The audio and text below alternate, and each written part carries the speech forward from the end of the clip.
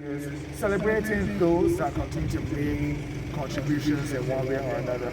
And I have a lady who our paths have crossed several times. One thing I can say is there's always a smile on her face, and even though she's wearing a mask, the smile is still evident. And let me say good morning to Eudalee Wickham. How are you doing? I'm great, Cassie. Alright, let's just put this on here. Right. Kitty. Now, you're the president of BARNOD. Now, I know that everyone has faced challenges over the last 2 years, but those in the disabled community have different challenges that really have made this journey particularly harder for them. I want to talk about what your organization has been doing to assist those, what you've been hearing from those in the disabled community as they try to navigate this. Well, good morning again, Cassie. Good morning to your team. And I want to say that for the past 39 years, BARNOD has been out there in the trenches and on the highways, trying to really make the consciousness a bit higher around persons with disabilities. So we have been educating both the people with disabilities and those who are working in the field, those who are in the community. Because many persons have been born with disabilities and a lot more have acquired disabilities because of accidents, illnesses, domestic violence, and so on. So we've been trying to rebuild confidence, help the individuals to transition from one stage of life to the next in terms of acquiring a disability or their disability may be deteriorating. So we help them to transition from there. And of course, we continue to educate the other professionals like nurses, social workers, healthcare professionals, the fire service, everybody, both professionals and those who are just average citizens, to understand and appreciate that people with disabilities are part of our citizenry in Barbados. So we have the same rights as every Barbadian to access all the services in an accessible manner. So like for persons who are wheelchair users or have mobility issues, they need to have ramps, they need to have grab rails, they need to have handrails, so that their journey can be easier instead of having to constantly up, down, always have somebody listening or assisting them. You know, so it's really about educating, and of course we've been hosting several programs.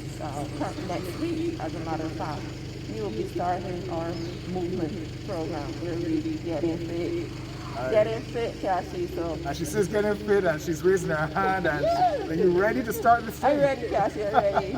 We have a trained professional in the name of Ashby. He has been trained both locally and in the UK how to work with people with all types of disabilities. So he'll be able to really help us to get moving and be a bit more active and really keep our health intact. Let's talk about the importance of that movement and being active. Actually, you know, over what you said just now, there are several things I want to touch on, but let's start from there and go back. In terms of being active, how are you encouraging that active lifestyle? Well, as I said, you'll start with this program, but we also, over the years, have been encouraging persons to eat healthy. You know, this is a message that we've always carried within the organization, within the disabled community.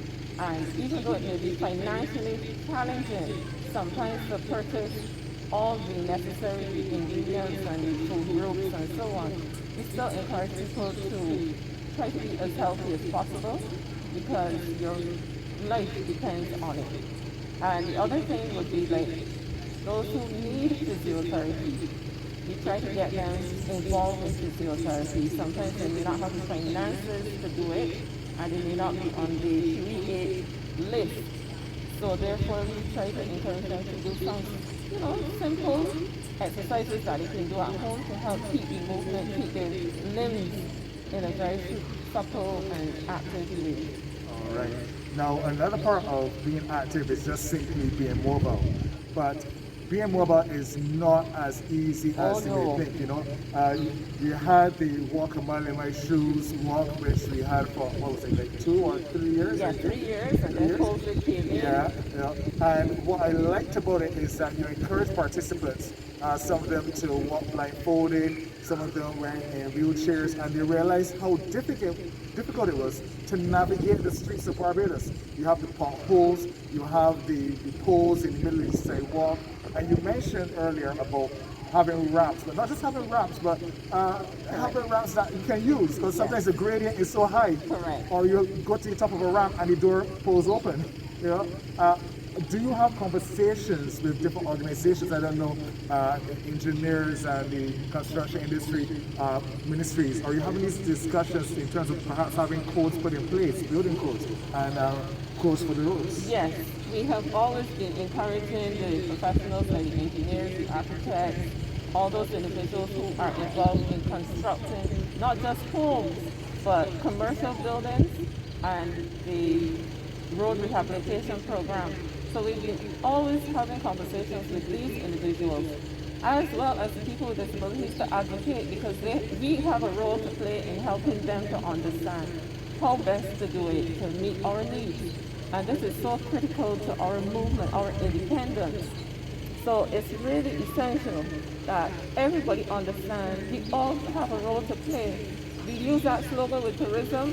It's also necessary for the movement and upliftment of people with disabilities. We all have a role to play in making Barbados fully accessible and more convenient for the tourists with disabilities who also want to come here and celebrate with us and just enjoy our beautiful island. Yes, but we talk about fully accessible, and it can't just be a slogan, but it really has to be a way of life for many. Correct. Now, approaching 40 years for BARNOD, going forward, because we just have maybe I think a minute left, what do you want to see for BARNOD and the relationship to Barbados in general going forward?